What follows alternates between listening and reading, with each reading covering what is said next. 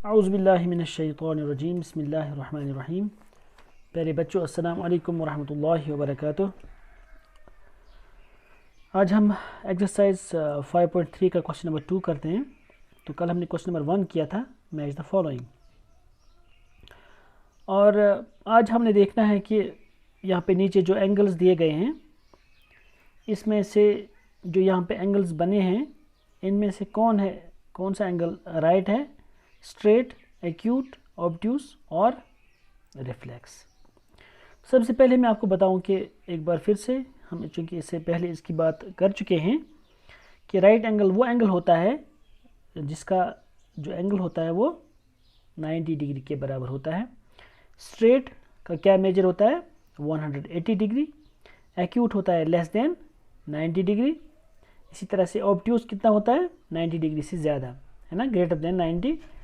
और रिफ्लेक्स जो होता है वो कितना होता है, वो 180 से 360 के बीच होता है। ठीक है। तो यहाँ पे नीचे कुछ पार्ट्स दिए गए हैं, इसमें से हमें बताना होगा कि कौन सा एंगल क्या है। ठीक है। जिस तरह से अगर आप यहाँ पे देखोगे, इसने एंगल उल्टा ऐसे बनाया है। ठीक है। अगर हम अपनी बुक को ही ऐसे रखेंगे, इससे हमें अच्छी तरह से समझ आएगा कि अगर हम ये वाली लाइन जो है, ये बेस लाइन ले लेते हैं, और अगर हम ऐसे इसको ले लेते हैं, ये 90 बन जाता है। इसका मतलब है कि चूँकि ये 90 के राइट साइड में है, क्योंकि 90 से कम है ये, तो हम कह सकते हैं कि ये एक्यूट एंगल है। तो यहाँ पे लिखेंगे हम एक्यूट, यानी ए पार्ट जो है दैट इज़ एक्यूट। इसी तरह से अब हम एक बार फिर से अपनी इस बुक को सीधे ऐसे रखते हैं। तो अब हम देखेंगे कि जो दूसरा एंगल है ये क्या है। एक बार फिर से हम ये बेस लाइन ले लेते हैं, और ये वाली आर्म जो है फिर यहाँ पर इसके बीच में हम देखेंगे ये ऐसे 90 जो है तो होता है, क्योंकि ये 90 से ज़्यादा है, तो इसीलिए हम जो एंगल जो 90 से ज़्यादा होता है उसको हम कहते हैं ऑब्ट्यूस एंगल। ठीक है, ये ऑब्ट्यूस है, पहला एक्यूट, दूसरा ऑब्ट्यूस। इसी तरह से अगर आप ये वाला एंगल देखोगे तो यहाँ पर आप क्लियरली देख सकते हैं कि यहाँ पे अगर हम ये वाली बेस लाइन ले लेते हैं और ये इसकी जो दूसरी आर्म ले लेते हैं, तो हमें बताना कि ये एंगल जो है यहाँ पर ये बनता है, ये किसके बराबर होगा। क्योंकि हम देख रहे हैं कि इस पर जो परपेंडिकुलर पड़ रहा है इस बेस पे, तो चूँकि ये 90 डिग्री होगा। तो इसी तरह से जो एंगल 90 डिग्री के बराबर होता है, हम उस एंगल को राइट एंगल कहते हैं। तो सी पार्ट जो है इट इज़ राइट एंगल। अब हम डी पार्ट पे आते हैं। देखिए, अगर हम इस डी पार्ट की बात करेंगे, अब यहाँ पर हम इसकी ये बेस वाली लाइन ले लेते हैं। तो अब हम यहाँ पे देखेंगे इसके एंगल का मेजर जो है ये यहाँ से यहाँ की तरफ नहीं है, बल्कि इसने इसके ये जो आर्क डाला है, इसको यहाँ से आर्क डाला है। उसका मतलब है हमें बताना है कि यहाँ ये आर्म और ये आर्म यहाँ से, है ना, ये कौन सा एंगल बनाते हैं। क्योंकि ये 90 से ज़्यादा है, क्योंकि 90 होता तो ऐसे आ जाता है ना, क्योंकि ये 90 से ज़्यादा है, यहाँ से इसके साथ टच करता है। अब अगर ये ऐसे डायरेक्टली इस लाइन के साथ भी ऐसे चलता तो ये 180 के बराबर होता। तो अब देख रहे हैं हम, चूँकि 180 से भी ज़्यादा है, तो चूँकि जो एंगल 180 से ज़्यादा होता है 360 तक, है ना, तो हम उस एंगल को रिफ्लेक्स एंगल कहते हैं। तो डी पार्ट जो है ये रिफ्लेक्स एंगल है। और इसी तरह से अब हमें बताना है यहाँ पे ई में, हम यहाँ पे चूँकि ये वाली आर्म जो है ये जस्ट आपको कंफ्यूज करने के लिए है, इसका कोई यहाँ पे मीनिंग नहीं है। आपको सिर्फ ये वाली लाइन लेनी है, ये वाली लाइन। ठीक है। जब आप इसका सेंटर ले लेते हो, उसके बाद इसका जो एंगल बनता है वो यहाँ से बनता है, ये है ना, ये आर्क जो है, आर्क वाला जो पार्ट है, ये क्या एंगल बनाता है।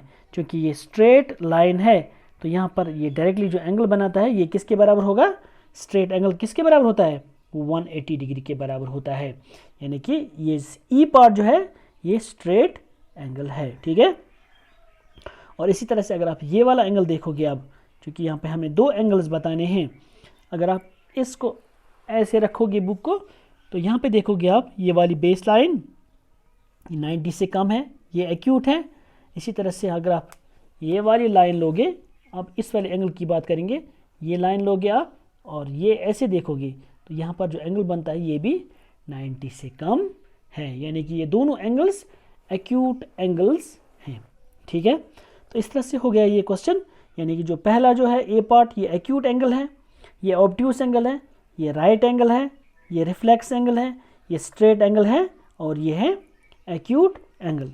तो इस तरह से ये सारे पार्ट हो जाते हैं इस वाले क्वेश्चन के। और इसके साथ ही हमारी जो ये आज की जो एक्सरसाइज है, एक्सरसाइज 5.3 का क्वेश्चन नंबर 2 जो है ये कंप्लीट होता है। इसके साथ ये पूरी एक्सरसाइज भी इसी के साथ कंप्लीट हो जाती है।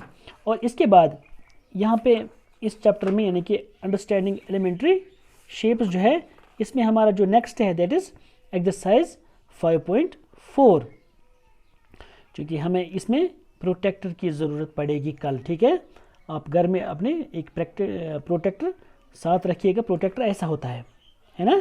यहाँ पे अगर आप देखोगे, हम प्रोटेक्टर सबसे पहले इसकी रीडिंग देखते हैं कि हम एक प्रोटेक्टर को कैसे यूज़ कर सकते हैं।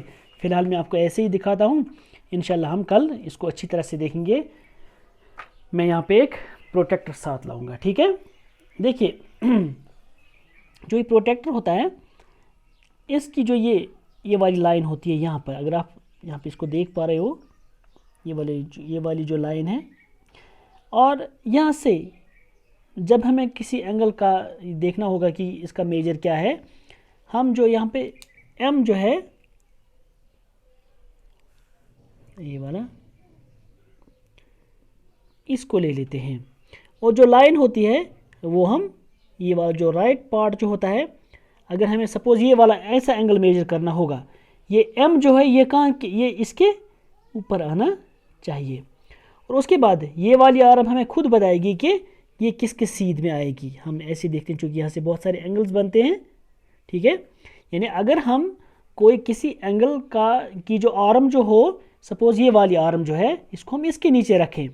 ठीक है, तो उस वक्त हमें ये वाली जो रीडिंग होती है, ये 0, 10, 20, 30, 40, 50, 60, 70, 80, ये वाली रीडिंग कंसिडर करते हैं।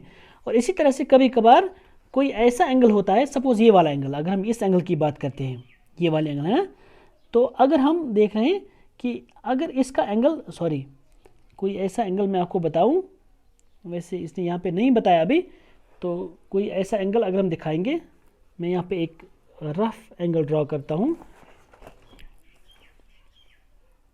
ये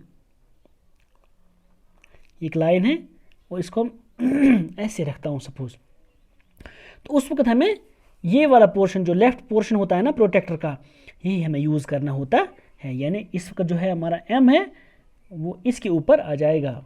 ठीक है, लेकिन यानी कि अब इसके लिए जो सिंपल जो शॉर्ट जो फॉर्मूला है या ट्रिक जो है वो ये है कि जो लाइन होती है, अगर सपोज इसका नाम मैं ए बी रखता हूँ, अगर इसके ए से हमें मेजर करना होगा, ए से एंगल बन रहा होगा, तो हमें राइट एंगल से फिर राइट साइड से इसके मेजर करना होगा। यानी हमारी जो रीडिंग होगी वो ये कंसिडर होगी, ये 0, 10, 20, 30, 40, 50, 60 है ना, 180 तक। और अब अगर यही लाइन यहाँ पर हम एंगल बनाते हैं, इस वक्त कहाँ पे, बी से हम कोई एंगल बनाते हैं। ठीक है, तो उस वक्त हमें ये वाला पोर्शन यूज़ करना होगा प्रोटेक्टर का। ठीक है, और उस वक्त जब हम ये राइट साइड का ये हम यूज़ करेंगे, उस वक्त रीडिंग कौन सी कंसिडर होगी, ये वाली 0, 10, 20, 30 ऊपर वाली रीडिंग जो है, इसको हम ले लेंगे। ठीक है, तो इंशाल्लाह हम कल जब इसका हम एक्सरसाइज करेंगे और मैं प्रोटेक्टर साथ लाऊंगा, तो उससे आपको अच्छी तरह से क्लियर हो जाएगा ये कि हम प्रोटेक्टर को कैसे यूज़ करते हैं। आज बस इतना ही पढ़ते हैं, आपसे इजाज़त चाहते हैं। अल्लाह हाफ़िज़।